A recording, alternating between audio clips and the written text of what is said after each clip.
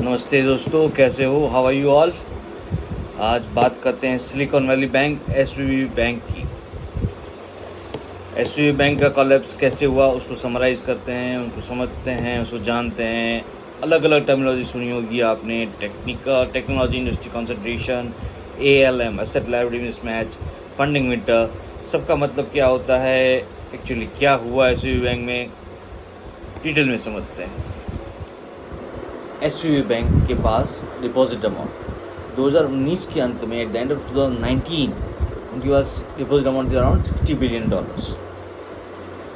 2020 जैसे आप सब जानते हैं, मार्च 2020 में आया कोरोना वायरस और कोविड हिट हुआ। लॉकडाउन्स लगे बहुत जगह पे, लॉकडाउन में बहुत मैंडेट हो गए। उसकी वजह से फिज़िकल एक्टिविटी लोगों की बाहर आने की जाने की बहुत कम हो गई। और जो टेक्नोलॉजी सेक्टर था, टेक्नोलॉजी सेक्टर को बहुत अच्छा बूम मिला और बहुत सारे टेक स्टार्टअप्स उभर के आए बाहर।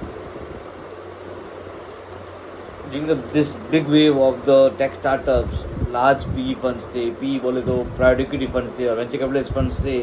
उन्होंने बहुत सारे स्टार्टअप्स में इन्वेस्ट किया और जो ये बड़े बड़े पी फंड्स और वेंचर कैपिटलिस्ट फंड्स थे, उनका सोल बैंकर या उनका बेसिक बैंकर था एसवीबी, क्योंकि एसवीबी है सिलिकॉन वैली बैंक।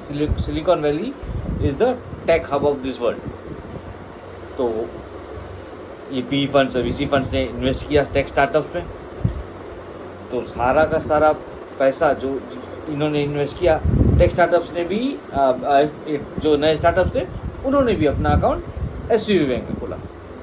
तो मेजर बैंक होल्डर्स और the account holders of SVB bank became from the technology industries. So that's why it is called technology industry concentration. So उनके सारे के सारे account holders थे वो थे टेक्नोलॉजी सेक्टर के। यहाँ तक समझिए आप मेरे साथ हो।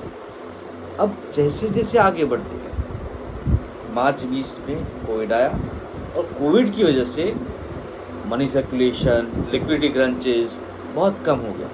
तो मार्केट को बचाने के लिए या रिवाइव करने के लिए, बिजनेस को सपोर्ट करने के लिए यूएस फेड ने सितंबर 2020 में ये अनाउंस किया कि वो इंटरेस्ट रेट कमिंग 3 साल तक नहीं बढ़ाएंगे। और इतना ही नहीं, जो मौजूदा इंटरेस्ट रेट थे उसको उन्होंने कट डाउन किया टू ऑलमोस्ट 0%। तो उनका इंटरेस्ट रेट हो गया 0% मार्केट का, और वो 3 साल तक बढ़ने वाले नहीं थे। एसवीबी बैंक ने ये देखा, एसवीबी बैंक के मैनेजर्स थे या ऑपरेटर्स जो चला रहे थे बैंक, उन्होंने समझा कि अब तो इंटरेस्ट रेट मेरा कहीं से मिल नहीं रहा। तो उन्होंने अपने पास जो डिपॉजिट थे, $60 बिलियन के डिपॉजिट थे, उसके लिए इन्वेस्टमेंट एवेन्यूज़ ढूंढे। तो उनको जो इन्वेस्टमेंट एवेन्यू मिला वो था US treasury bonds, US government के ट्रेजरी बॉन्ड्स। तो उन्होंने लगाया, जब उनको कुछ नहीं मिला इन्वेस्टमेंट पे, क्योंकि 0% इंटरेस्ट रेट हो गया था।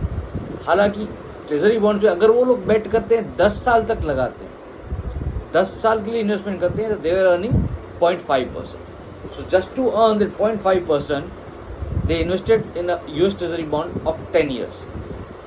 उसकी वजह से क्या हुआ, लिक्विडिटी क्राइसिस हो गया उनका पूरा लिक्विडिटी था पूरा, उन्होंने वो डाल दिया यूएस ट्रेजरी बॉन्ड्स में। और वो यूएस ट्रेजरी बॉन्ड्स को उनको मार्क करना पड़ा हेल्ड टू मैच्योरिटी, बिकॉज 10 साल के बाद वो मैच्योर हो रहे थे। तो it were held to maturity. अब जैसे आपको पता है, सब जानते हैं कि किस तरह से आगे चल के सिचुएशंस कैसे बिगड़ी। इकोनॉमिक क्राइसिस आया, कंडीशंस बहुत ख़राब हो गई, रशिया यूक्रेन का वॉर हुआ, इन्फ्लेशन बढ़ता गया। जैसे जैसे ये सब हुआ तो यूएस फेड ने ऑटोमेटिकली अपना जो स्टेटमेंट था या अपना जो स्टैंड था वो चेंज किया, and they started hiking rates. When they started hiking rates, तो जो ये एसवीबी बॉन्ड्स थे, उनके जो ट्रेजरी बॉन्ड्स थे, उनकी वैल्यू डिप्लीट होती गई, क्योंकि जब अब वो बॉन्ड की अर्निंग वैल्यू और उनका जो इंटरेस्ट रेट, कूपन रेट था, वो 0.5% था। हालांकि इंटरेस्ट रेट जो मार्केट में था वो काफ़ी बढ़ गया था, इतना बढ़ गया था कि दिसंबर 22 at the end of 2022 it was 4.5%। And अभी रिसेंट हाइक जो 22 मार्च 2023, 22 मार्च को जो राइज आया है, उसके बाद the interest rate is 5% as per US Fed। So यहाँ इन्होंने इन्वेस्ट किया है 0.5% पे, हालांकि इंटरेस्ट रेट मार्च 23 में हो गया था, 22 मार्च में हो गया है अभी 5%, और दिसंबर 22 में था 4.5%। अब इसकी वजह से व्हेन आपके बॉन्ड की वैल्यू जब गिर गई है और आपके बॉन्ड से हेल्ड टू मैच्योरिटी, तो आपको एक as per the accounting language आपको नोशनल लॉस अपने बुक्स में डिस्क्लोज करना पड़ेगा। उन्होंने नोशनल लॉस डिस्क्लोज किया। जैसे ही नोशनल लॉस डिस्क्लोज किया, उनका हो गया asset liability mismatch, which is called ALM। Asset liability mismatch कैसे हुआ इसको समझते हैं। जब आपके एसेट्स की वैल्यू, जो आपके पास लायबिलिटीज़ क्या थी इनकी, तो डिपॉजिट थी और इनकी लायबिलिटी थी कि उनको डिपॉजिट वापस देनी थी, और इन्होंने जो इन्वेस्ट किया था जिस बॉन्ड्स में, उसकी वैल्यू कम हो गई, उसकी वैल्यू डिप्लीट हो गई। तो वो डिप्लीट हुई तो एसेट्स की वैल्यू कम हो गई और लायबिलिटी तो वहीं की वहीं खड़ी थी, तो एसेट लायबिलिटी मिसमैच हो गया। इसकी वजह से एक और पैनिक मार्केट में घुमा। जो बैंक जब 0.5% पे कमा रही थी, हालांकि मार्केट में उनको पे करना था हायर परसेंट पे। उसके बाद मार्केट में आया फंडिंग विंटर। फंडिंग विंटर को समझते हैं। What is funding winter?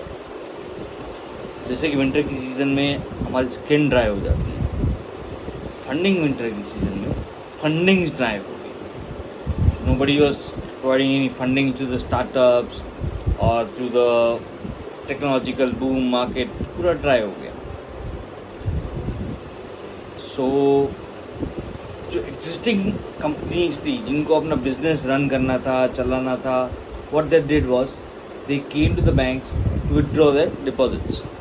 जब अपने खुद के पैसे वो लोग डिपॉजिट करने आ रहे हैं, so panicking this, what SVB did was to make their liquidity uplift the liquidity.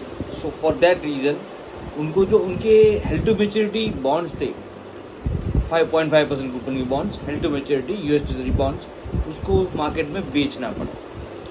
Now buyers जो होगा वो यही सोचेगा, if I can invest at a better interest rate in the market right now, मैं ये क्यों खरीदा 0.5% के बॉन्ड्स क्यों खरीदूँगा। बट उनको लिक्विडिटी चाहिए थी तो बेचने पड़े, तो बहुत ही हैवी डिस्काउंट में बेचने। तो जो उनका नोशनल लॉस था पहले, जो हमने पहले डिस्कस किया, जो उनका नोशनल लॉस था वो कन्वर्ट हो गया एक्चुअल लॉस में। जैसे ही एक्चुअल लॉस में कन्वर्ट हुआ, वो खबर मार्केट में फैल गई। तो मार्केट को में फैली तो मार्केट की जो सारी इंडस्ट्रीज थी, जो कंपनीज थी, उनको लगा कि ऐसी क्या लिक्विडिटी क्राइसिस हुई, ऐसी क्या मजबूरी हुई कि उनको लॉस में अपना बॉन्ड का पोर्टफोलियो बेचना पड़ा। जब ये हुआ तो मार्केट के स्टार्टअप्स जो थे, जो टेक्नोलॉजिकल कंपनीज थी, उनमें सब में पैनिक क्रिएट हुआ कि whether our funds are secured और नॉट, कि हमारा पैसा हमें वापस मिलेगा कि नहीं। इसकी वजह से सब लोग आ गए फंड्स को विड्रॉ करने। तो उसको टर्मिनोलॉजी दी गई है the bank run. When everybody ran to the bank to withdraw their money, उसको पूरा टर्मिनोलॉजी दिया गया बैंक रन। तो जैसे कि ये बैंक रन हुआ, due to this bank run पूरा उनका जो SVB का कोलैप्स होना था उस पर हो गया, क्योंकि SVB was not able to cater to their depositors. उनको पैसा वापस नहीं दे पा रही थी, क्योंकि उनके पास जो पोर्टफोलियो बेच के जो फंड्स आया था, that was not enough to meet the liabilities. जो उनकी लायबिलिटी थी डिपॉजिटर्स को वापस करने की, उतना फंड उनके पास नहीं आया था। जो मिसमैच था दैट वाज अराउंड $25 बिलियन, जो सर्विस किया गया था US फेड और US ट्रेजरी डिपार्टमेंट द्वारा। US ट्रेजरी डिपार्टमेंट को सर्विस करना पड़ा, क्योंकि अगर ये नहीं करते वो लोग तो पूरा बैंकिंग चैनल में क्राइसिस आ जाता, एक बहुत बड़ा पैनिक मार्केट में क्रिएट हो जाता, एंड एक और 2008 जैसा रिसेशन आने की संभावना थी। हालांकि US ट्रेजरी डिपार्टमेंट ने इंटरवीन करके उस कंडीशन को बचा लिया और सबको, अपने डिपॉजिटर्स को अपना पैसा वापस मिल गया। ये हुई SVB की। अब ऐसा क्यों हुआ, जैसे आपने समझा इससे पूरे एग्जाम्पल से, due to the changing of stand of US Fed government of hiking the interest rates. अब ऐसा इंडिया में हो सकता है कि नहीं? Where are the Indian markets, where is the Indian banking system standing right now on this scenario, on this page? So we can say that the Indian banking system is very strong, very well regulated. यहाँ पे India में ऐसा कोई crisis आने की संभावना बहुत ही कम है, बहुत ही कम है, बोलें तो बहुत ही नेग्लिजिबल है, क्योंकि यहाँ पे बहुत सारे रेशियोज देखे जाते हैं, उनका एसेट लायबिलिटी क्या है, एसेट्स का वैल्यूएशन क्या बैठ रहा है, डेली बेसिस पे जो रिपोर्ट जाती है आरबीआई को, कैपिटल एडिक्वेसी रेशियोज़ हैं, ऐसे बहुत सारे रेशियोज़ हैं जिसको मैच करते हैं ऑन अ रेगुलर बेसिस और on a daily basis I would say, उसके भी आप पे पूरा बैंकिंग सिस्टम चलता है। आरबीआई बहुत स्ट्रॉन्ग खड़ी है, सब सारी इंडियन बैंकिंग सिस्टम बहुत स्ट्रॉन्ग खड़ी है। सो ऐसा कोई सिचुएशन बैंक में आना, इंडिया में आना बहुत ही नेग्लिजिबल चांसेस है उसके। सो ये था all your details on the Silicon Valley Bank और the SVB bank collapse or fallout. Hope you like this video. If you liked it, please share it and stay tuned for more such videos to come. Thank you. Bye bye. Alvida. See you soon.